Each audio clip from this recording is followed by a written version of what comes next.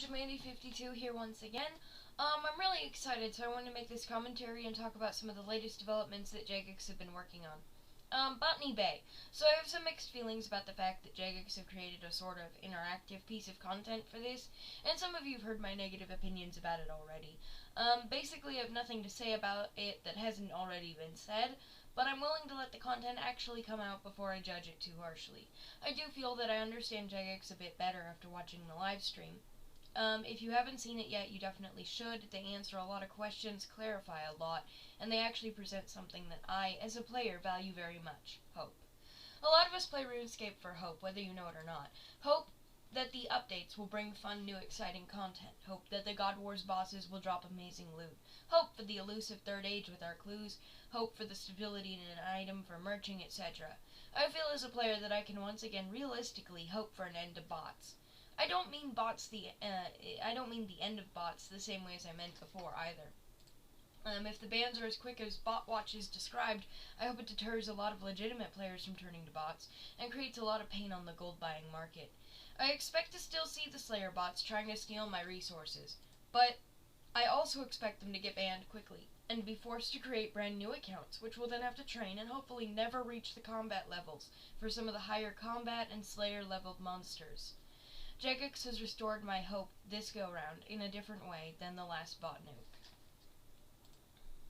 I'll comment further, of course, as we see this implemented and acted on. The God Wars Dungeon remake.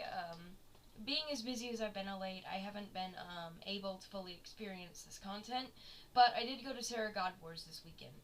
Bandos is my favorite boss to kill, so I'm hoping for a chance to go there soon and try that out, but I haven't been yet. But I did go to Sarah.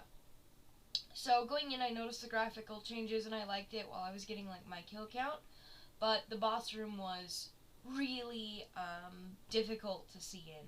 I'm not a guy who can solo these bosses easily. My first duo was intense. My partner DC'd once, leaving me to solo for about 5 to 6 minutes. I was killing Zelania and getting owned and eating like mad, but I got her and Starlight down by the time he logged back in. Carlin took Bree and I hit Growler, and I had a chance to breathe a sigh of relief at my almost perfect first solo. I'm not ready to solo again anytime soon. Carlin has a comp cape, so, you can imagine what he has when I just say that.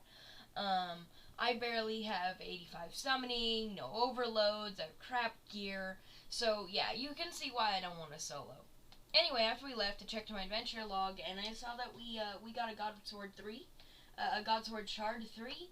I never even saw the drop. I mean, staying there for like an hour, I got 8 total kills, and Carlin had all the rest.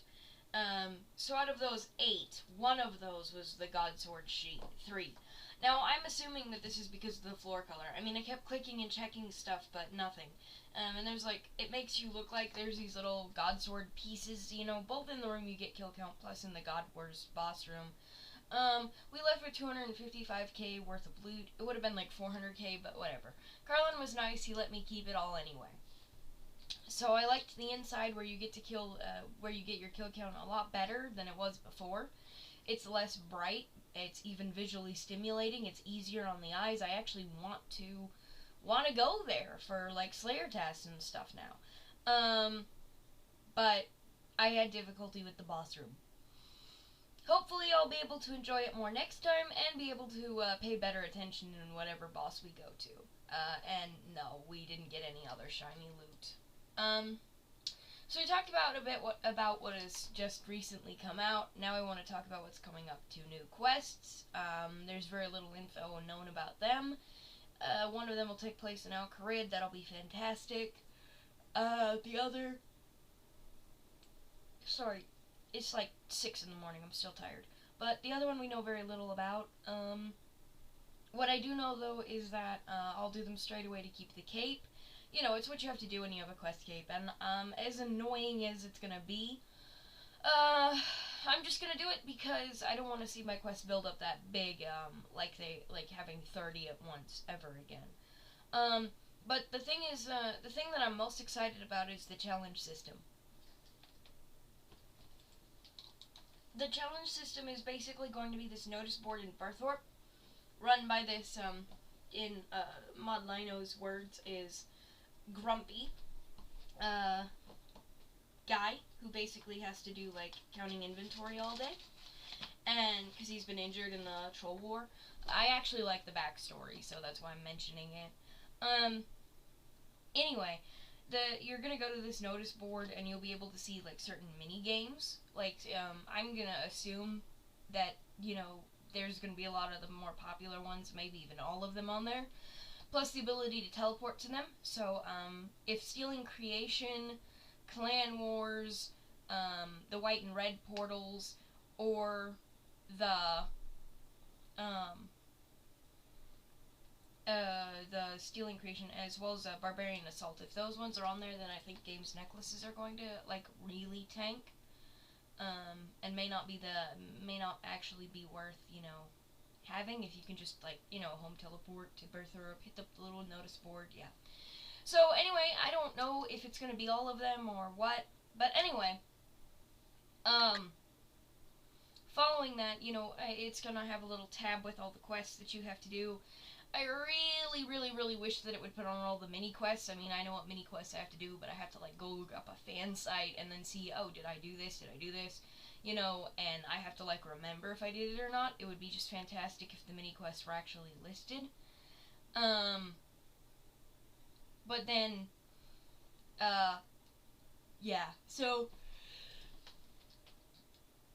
good. I'm horribly sorry. It is so early in the morning. I just, like, I really am excited about this update.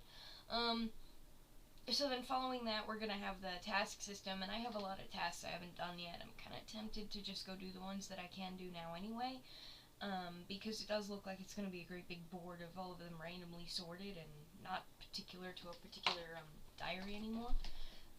I don't know if that's just how the notice board will be, or if we'll still have the in-game interface, but I don't want to be, like, running around like a, you know, headless chicken or whatever. I want to also, mention that it's going to have, the best part of the challenge system is that it'll have, like, daily challenges. This is what Jagex uses as an example, so I will use it too. It's that your challenge could be to mine myth ore for 10 minutes, and the most efficient mining method is mining iron and dropping it. So during that 10 minutes while you're mining mithril ore, you'll be challenged to, you know, after you mine it for 10 minutes, then you'll get the XP as if you had been mining and dropping iron ore. Following that, you're going to, you'll get the experience as if you would do it, and then you'll turn in that ore to the, that grumpy guy that we talked about, and he'll give you, like, a reward for it in terms of a territory ingredient for, let's say, summoning, or something like that. I know that sounds kind of like, what? But for me, that sounds like a really good idea, like a variety method. It actually sounds like a lot of fun.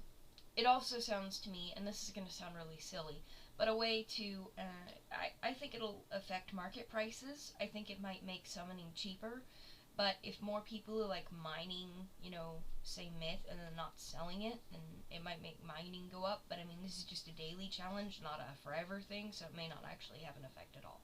I don't know if everybody's going to have the same challenges or not. I would assume that Jagex would just give us the same tasks every day. I mean, I would assume that Jagex will give us stuff we can actually do. You're allowed to have, like, 5 challenges active at a time. That sounds good for someone who's as busy as I am. I do want to be able to go out and just, like, nail these challenges. I know that it'll have things like taking down a God Wars boss, which excites me. The day that Nex is a challenge is, if that is a possible challenge, I think I'll be really excited to try that. But as you can imagine, this is just gonna, like, change my gameplay a little bit. It'll just be something I look forward to every day. It may not be, like, efficient, but, you know, if you're getting the experience as if you were doing the most efficient method, then arguably it might be worth it. We'll see. And I'm very sure that, we're gonna put this to the test. I mean, I would like to go out there. I mean, maybe this would be dumb, but maybe I'd just like to go mine iron for 10 minutes, mine and drop, mine and drop, mine and drop, you know? Just for a little bit of fun, and to see, like, Oh, you know what? Yeah. So, basically, I don't know. It sounds like fun, though. Anyway, I am gonna go ahead and end this commentary before I start, like, sounding like an idiot. But before I do, um, I do want to talk about a couple other things. I know that some of you have been asking, like, what are you doing? And I thought you were getting 200 mil dunge, so why aren't you dunging? So, now that you've heard what I think about the updates and stuff, and you're probably wondering what his lordship Luke is up to, let's take a look at what I've been up to. Checking my recent high scores and achievements, there hasn't been a lot of dunging since I achieved 99. In fact, I haven't been back to the dungeons since. There has been God Wars, Clue Scrolls, and Slayer. Basically, I've been feeling that I was dungeoneering for the wrong reasons. I simply found too much frustration, honestly. Working several jobs, coming online tired, and finding pretty much all the dungeon clans are inactive due to the time of day. Teams are just hard to find.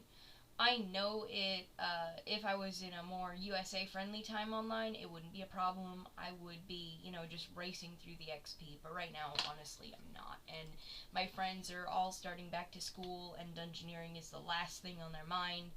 And that's okay. But, I'm not saying no, but I think that I'll be forced to dungeon with the EOC, and I'm okay with that. Given some of the things that I've heard, I have not actually tried for myself, which is probably a big mistake. But given what I've heard, dungeoneering will be better after the update, and so it's a risk I'm willing to take. Also, because after 99 comes level 100, and it's just like a million XP off, which I know is not going to take me long when I jump back into it. I want a blood necklace. I've had some friends say that if they got one, they'd share, but that didn't exactly happen. So, a couple more Slayer levels, and I can kill my own freaking enemies, as you can see. So, that's at 90, I'm at 87. So I'm just on a delay at the moment. Meanwhile, I've really gotten into Slayer, and I'm loving every minute of it, literally. I know it's a slow skill, and I really didn't want to start slow 200 mils yet, but Slayer is such a fun skill that it's actually worth considering. I think I would set lower experience milestones just because it's so long, but yeah, I'm really enjoying it. It'll also motivate me to train combat with the new evolution of combat. So, I think that a person should do what they love, and right now I'm absolutely loving Slayer, and it's there, and it's not at 200 mil. I could reasonably train Slayer past 200 mil, but yeah, I'm just really excited about that. So I think that's everything that I wanted to talk about. RuneScape 3 was something I wanted to mention, but there's very little that I know about it so far, and so I'm not really able to comment on it. If you're like, what, RuneScape 3, you should probably go watch Jagex's first live Q&A and see what Mod Mark has to say about it.